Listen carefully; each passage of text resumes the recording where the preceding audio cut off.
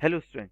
आज का हमारा टॉपिक है क्रिएट टेबल। हमने प्रीवियस क्लास में पढ़ा था डेटाबेस कैसे क्रिएट किया जाए। तो डेटाबेस क्रिएट करने के बाद हमें इंफॉर्मेशन को स्टोर करना है।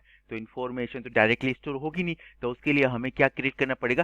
टेबल। तो फर्स्ट ऑफ ऑल ये आइडेंटिफाई करना पड़ेगा कि टेबल होती क्या है। तो चलिए पढ़ते हैं। Table table row and column का कॉम्बिनेशन होता है जो आपस में एक दूसरे को इंटरसेक्ट करता है, और इंटरसेक्ट करने के बाद ये सेल क्रिएट करता है जहां पे इंफॉर्मेशन को स्टोर किया जाता है। देखिए हमारे पास एक टेबल है, नीचे की साइड में देखिए इसे हम कहते हैं कॉलम, या दूसरे नाम हम ले सकते हैं रिलेशन, फील्ड, डिग्री, जो वर्टिकल होता है। और left to right, right to left जिसे हम बोलते हैं हॉरिजेंटल, इसे हम बोलते हैं रो, डिफरेंट नाम में टपल, कार्डिनैलिटी। और देखिए ये एक दूसरे को ये इंटरसेक्ट कर रहा है, काट रहा है। काटने के बाद ये एक सेल क्रिएट कर रहा है, छोटे छोटे ब्लॉक जहां पे इंफॉर्मेशन स्टोर होती है। अब हम बात करते हैं क्रिएट टेबल। क्रिएट टेबल एक कमांड है जो टेबल को क्रिएट करने के लिए इस्तेमाल में ली जाती है डेटाबेस के अंदर। तो हम सिंटेक्स की बात करते हैं। सिंटेक्स के अंदर हमने क्रिएट टेबल देखा। क्रिएट टेबल एक कमांड है और उसके साथ हम टेबल का नाम लिखते हैं। जब आप टेबल क्रिएट करते हो तो टेबल का नाम देना जरूरी है। अब उसके अंदर हम फील्ड लेते हैं, जैसे आप रोल नंबर में ABCD तो आप डालेंगे नहीं, हम उसमें क्या डालेंगे? 1 2 3। तो 1 2 3 क्या नंबर है। तो सेम इज इट इज, जब आप कोई फील्ड लेते हैं तो उसका डेटा टाइप एक्सप्लेन करना जरूरी है कि हम इसमें क्या स्टोर करेंगे। अब एग्जाम्पल में देखिए हमने क्या लिया है। एग्जाम्पल में क्रिएट टेबल, टेबल है का नाम क्या है? स्टूडेंट। हमने रोल नंबर लिया है तो इंटीजर, ठीक है। स्टूडेंट का नाम लिया वेर के, टोटल मार्क्स लिया है तो इंटीजर, रिजल्ट लिया है तो वेर के 10। तो आप कहेंगे इंटीजर वेर के क्या होता है? तो आपको, अगर आपने मेरा प्रीवियस वीडियो नहीं देखा तो प्लीज डेटा टाइप वाला वीडियो एक बार देखिए, आपको सब समझ में आ जाएगा। अब इसका हम कोडिंग लिखेंगे कैसे? तो देखिए आपको कोडिंग के अंदर यानी माई एसक्यूएल के अंदर आपको कोडिंग दोनों तरह से लिख सकते हैं, हॉरिजॉन्टली भी लिख सकते हैं, वर्टिकली भी लिख सकते हैं। तो क्रिएट टेबल जैसे हमने लिखा roll number, integer, student name, वेर कैट, तो ऐसे लिखेंगे। और जैसे हम एंटर मारेंगे तो क्वेरी ओके होगा। तो क्वेरी ओके लिखने के बाद इसका मतलब है हमारी क्वेरी कंप्लीट हो चुकी है और डन। तो अब आप देखना चाहते हैं कि मेरी जो टेबल है, अब हम क्रिएट कोडिंग लिखेंगे। अभी हमने क्रिएट की जो कोडिंग देखी, सिंटेक्स देखा, उसके अकॉर्डिंग हम एक टेबल बनाएंगे जिसका नाम है स्टूडेंट। तो हम यहाँ पे कोडिंग लिखेंगे CREATE, create, TABLE, create table. आप चाहे तो स्मॉल में भी लिख सकते हैं, कैपिटल में भी लिख सकते हैं, क्योंकि ये केस सेंसिटिव नहीं होता। तो क्रिएट टेबल और STUDENT, स्टूडेंट। और हम यहाँ पे ब्रैकेट स्टार्ट करेंगे। ब्रैकेट के बाद हमें क्या क्या चाहिए? हमें रोल नंबर चाहिए। तो मैंने लिखा R roll number, RO roll number. आप रोल नंबर कंटिन्यू लिखिए। आप रोल नंबर को स्पेस के साथ नहीं दे सकते, या roll number dot full stop नहीं दे सकते, इससे एरर आ सकती है। तो आपको अगर रोल नंबर देना है तो कंटिन्यू लिखिए, अदरवाइज अंडरस्कोर नंबर ऐसे लिख सकते हैं, नंबर। ओके।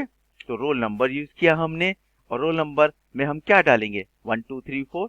तो आप इंटीजर लिख सकते हैं, इंट। अगर आप पूरा इंटीजर लिखेंगे INTEGER इंटीजर, तो ये पूरा का पूरा स्पेस ले लेगा, 11 ब्लॉक। लेकिन मुझे 11 ब्लॉक नहीं चाहिए, मुझे तो पर्टिकुलर सिर्फ 100 बच्चे होंगे तो 3 स्पेस चाहिए, 100। तो मैंने 3 ले लिया। अब यहाँ पे student name STUDENT, student, again underscore NA, NAME, name लिया। नेम क्या होता है? करेक्टर होता है। या तो आप करेक्टर या वेर केयर लीजिए। करेक्टर लेंगे, आपको हमने पहले वाले वीडियो में बताया है कि करेक्टर वेर केयर में क्या डिफरेंस। तो हम वेर केयर लेंगे, VARCHAR, वेर केयर। और हमने इसके अंदर ले लिया 50 ले लिया, आपकी मर्जी कुछ भी लिख सकते हैं। अब स्टूडेंट नेम ले लिया। अब हमें यहाँ पे लेंगे मार्क्स, MARKS, मार्क्स, ठीक है। क्या टोटल मार्क्स लिख सकते हैं? T marks, MARKS, total marks. Total marks में भी अगेन INT ले लेते हैं। और टोटल मार्क्स कितना हो सकता है? वही अब लेते हैं हम, इसमें भी अगेन 3 लेते हैं, 500 600 समथिंग। ओके। अब हम इसके अंदर क्या लेंगे? टोटल मार्क्स के बाद रिजल्ट, यानी वो पास है या फेल है, RESULT, रिजल्ट। रिजल्ट क्या होता है? वेर केयर लेते हैं, VARCHAR, वेर केयर। और इसमें भी आप 10 ले लीजिए। और अब हम लास्ट क्या लेंगे? रिजल्ट के बाद कुछ लेना है नहीं लेना? चलो दैट्स इट, इतना ही हमारी फील्ड काफी है। और सेमीकोलन लगा है। तो देखिए यहाँ पे दो ब्रैकेट है, क्यों? ये एक ब्रैकेट तो इसका है स्टार्टिंग, और दूसरा ब्रैकेट हमने जो रोल नंबर में डाला है उसका है, और हम एंटर मारेंगे। जैसे मैंने एंटर मारा तो इसने कहा कि डेटाबेस नो सेलेक्टेड, बिकॉज क्योंकि हमने माउंट लिया है लेकिन इसको ओपन नहीं किया। तो हम ओपन करने के लिए हमने आपको बताई है यूज MOUNT माउंट लेंगे और सेमीकोलन, और देखिए डेटाबेस ओपन हो गया। अब हम क्रिएट की कोडिंग लिखेंगे। तो क्रिएट की कोडिंग जब हम लिखेंगे तो ये आ गया क्वेरी ओके, तो वन रो अफेक्टेड, तो हमारा टेबल क्रिएट हो गया। वो दिखती कैसी है, हमें टेबल का स्ट्रक्चर देखना है, तो उसे हम बोलते हैं DESC, डिस्क्राइब स्ट्रक्चर। यानी हमें टेबल का स्ट्रक्चर देखना है कि टेबल बनी कैसे। उस टेबल में सारी इंफॉर्मेशन आती है, field name, data type, primary की, डिफॉल्ट। तो हमें कुछ नहीं करना, DESC लिखना है और टेबल का नाम लिखना है कि आप टेबल कैसे, यानी टेबल का जो नाम है कोई भी वो दे दीजिए। अब सिंटेक्स में देखिए DESC टेबल है, टेबल का नाम।